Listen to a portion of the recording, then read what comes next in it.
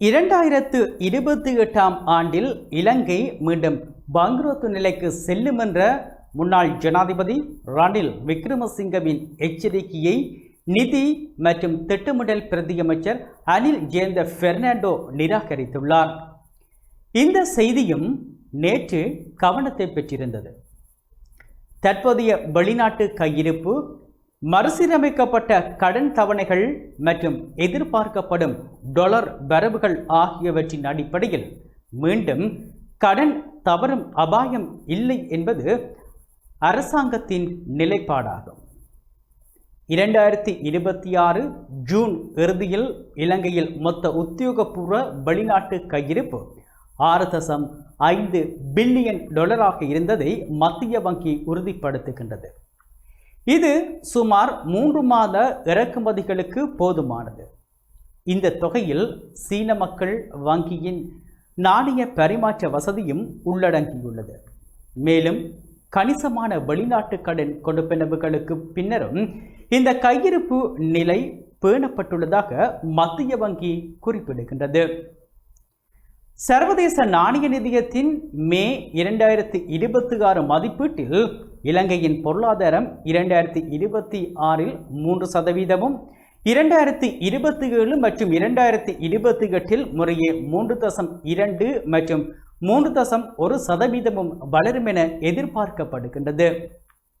மொத்த உத்தியோகபூர்வ கையிருப்பு 2026 இறுதியில் 8.6 பில்லியன் டாலராகவும் 2027இல் 11.8 பில்லியனாகவும் 2028இல் 13.9 பில்லியனாகவும் அதிகரிக்கும் என்பது IMFஇன் அடிப்படை முன்னறிவிப்பு. இவை அரசின் நம்பிக்கைக்கு ஆதரவாக உள்ளன. பிரதியமைச்சர் குறிப்பிட்டது போல வெளிநாட்டு கையிருப்பை முழுமையாக கடன் செலுத்துவதற்கு பயன்படுத்த முடியாது. எரிபொருள், மருந்து, உணவு மற்றும் மூலப்பொருள் இறக்குமதிகளுக்கும் நாணய சந்தை அதிர்வுகளை சமாளிப்பதற்கும் முதலீட்டாளர் நம்பிக்கையை பாதுகாப்பதற்கும் கையிருப்பு அவசியம்.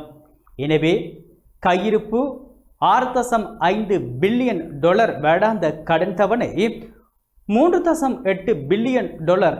எனவே பிரச்சனை இல்லை என்ற நேரடியான ஒப்பீடு மட்டும் கடன் செலுத்தும் திறனை நிரூபிக்காது. கடன் தவணைகளை பழைய கையிருப்பில் இருந்து தொடர்ந்து செலுத்துவதற்கு பதிலாக ஏற்றுமதி, சுற்றுலா, பணவெனுப்பல்கள், முதலீடுகள் மற்றும் புதிய நிதியளிப்புகள் மூலம் ஆண்டுதோறும் போதுமான டாலர் உருவாக்கப்பட வேண்டும். வாகன இறக்குமதி இல்லாதிருந்தால் மேலும் 3.5 பில்லியன் டாலர் கையிருப்பில் இருந்திருக்கும் என்ற கூற்று அரசின் மாற்று சூழல் கணிப்பாகும். அது தற்போதுள்ள கையிருப்பாக கருத முடியாது. 2026 முதல் அரையாண்டில் வாகன இறக்குமதிக்காக சுமார் 1.25 பில்லியன் டாலர் செலவிடப்பட்டதாக மத்திய வங்கி தெரிவிக்கின்றது. அதேவேளை வாகன இறக்குமதி அரசுக்கு சுங்க மற்றும் வரி வருமானத்தையும் போக்குவரத்து மற்றும் வர்த்தக துறைகளுக்கு பொருளாதார செயற்பாட்டையும் வழங்குகின்றது. எனவே இறக்குமதி இல்லாதிருந்தால் செலவான முழு தொகையும் அப்படியே கையிருப்பாக மாறியிருக்கும் என்ற கணிப்பு முழுமையான பொருளாதார மதிப்பீடாகாது. 2026 முதல் 6 மாதங்களில் நடப்பு கணக்கில் 245 மில்லியன் டாலர் பற்றாக்குறை ஏற்பட்டுள்ளது. பொருட்களின் வர்த்தக பற்றாக்குறை 5.5 பில்லியன் டாலராக உயர்ந்துள்ளது. இறக்குமதி செலவு 26.9% அதிகரித்துள்ளது. எரிபொருள் இறக்குமதி செலவு 58.8% உயர்ந்துள்ளது. சுற்றுலா வருமானம் 11.8% குறைந்துள்ளது. ரூபாய் 2026 ஜூலை இறுதி வரை டாலருக்கு எதிராக 7.8% வீழ்ச்சியடைந்துள்ளது. இதற்கு மாறாக தொழிலாளர் பணவெனுப்பல்கள் 23.2% உயர்ந்து 4.6 பில்லியன் டாலரை எட்டியிருப்பது முக்கியமான சாதகமான அம்சமாகும். எனவே வெளித்துறை முற்றிலும் பாதுகாப்பான நிலையில் உள்ளது என்று கூற முடியாது.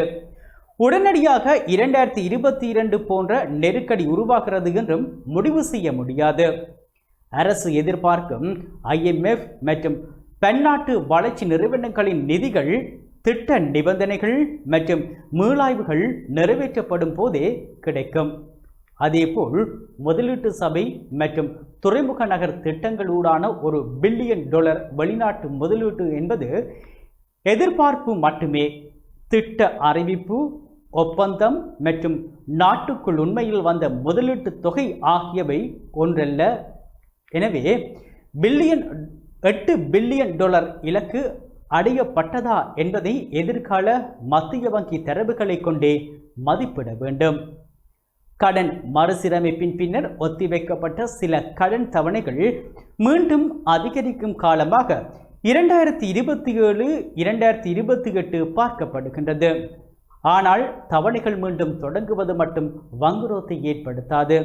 அப்போது இலங்கையின் அரச வருமானம் மற்றும் முதன்மை வரவு செலவு, மீதி ஏற்றுமதி மற்றும் சுற்றுலா வருமானம், நிகர வெளிநாட்டு நேரடி முதலீடு, ரூபாயின் பெறுமதி, புதிய வெளிநாட்டு கடன் பெறும் திறன், கடனின் வட்டி மற்றும் மறுசீரமைப்பு நிபந்தனைகள், வெளிநாட்டு கையிருப்பின் பயன்படுத்தக்கூடிய பகுதி ஆகியவையே கடன் செலுத்தும் திறனை நிர்ணயிக்கும். IMF இலங்கையின் திட்ட அமுலாக்கம் பொதுவாக வலுவாக இருப்பதாக கூறினாலும் கடன் நிலைத்தன்மை அபாயங்கள் இன்னும் உயர்வாக உள்ளன என்றும் வெளிநாட்டு கையிருப்பு இலக்குகளை அடைய வேண்டிய தேவை தொடர்வதாகவும் தெளிவாக எச்சரித்துள்ளது. அனில் ஜேந்தவின் கூற்று தற்போதைய கையிருப்பு மற்றும் IMFஇன் அடிப்படை முன்னறிவிப்புகளுடன் ஓரளவு ஒத்துப்போகின்றது. ஆகவே 2028 இலங்கை கட்டாயமாக மீண்டும் வங்குரோத்து அடையும் என்று இப்போதே உறுதியாக கூறுவதற்கு போதுமான ஆதாரம் இல்லை. அதே நேரத்தில் வங்குரோத்து அபாயமோ இல்லை என்பதும் நிபந்தனையற்ற பொருளாதார உண்மை அல்ல. $8 பில்லியன் கையிருப்பு இலக்கு, எதிர்பார்க்கப்படும் முதலீடுகள் மற்றும் அபிவிருத்தி நிதிகள் இன்னும் எதிர்கால கணிப்புகளாகவே உள்ளன. சீர்திருத்தங்கள் தொடர்வதும் வருவாய் இலக்குகள் அடையப்படுவதும் டாலர் வரவுகள் நிலையாக அதிகரிப்பதும் அவசியம். எனவே சரியான முடிவு 2028 வங்குரோத்து தவிர்க்க முடியாதது அல்ல, ஆனால் அது தவிர்க்கப்பட்டு விட்டது என்றும் இப்போதே அறிவிக்க முடியாது. இலங்கையின் பாதுகாப்பு கையிருப்பு தொகையை விட தொடர்ச்சியாக டாலர் ஈட்டும் திறனிலேயே தங்கியுள்ளது.